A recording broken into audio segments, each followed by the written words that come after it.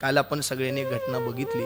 त्या घटनेचं चित्र आमच्या डोळ्याच्या समोर येते की माय लेकराच्या समोर उभे राहतील, लेकराला म्हणते दादा असं नको रे करू। बाप त्या लेकराच्या समोर उभा राहतोय, बाप म्हणतोय लेकरा असं करू नको रे।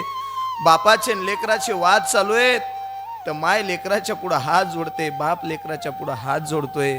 माय म्हणते लेकरा बापाचा तुझा वाद आहे ना, हे बघ हे गळ्यातलं मंगळसूत्र टाकून द्यायला मी तयार आहे, बापाला सोडायला तयार आहे। लेकरा तुझ्या पुढे हात जोडते रे, आम्हाला सोडून जाऊ नकोस, आमच्या डोळ्याच्या समोर हे वाईट कृत्य करू नकोस रे।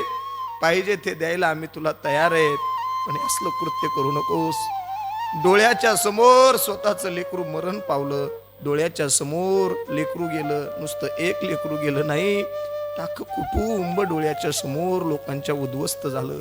म्हणून संप्रदायाचे संस्कार अत्यंत महत्वाचे आहेत। सगळ्यांना हात जोडून विनंती आहे, इथं बसलेल्या सगळ्या पोरांना हात जोडून विनंती आहे, राहायचं असेल तर स्वतःच्या पायावरती उभं राहा। आई वडिलांकडून मोबाईलची, गाडीची, बंगल्याची, ऐश्वर्याची, आई वडिलांकडून ही अपेक्षा करण्यापेक्षा स्वतःच्या पायावरती उभं राहायला शिका।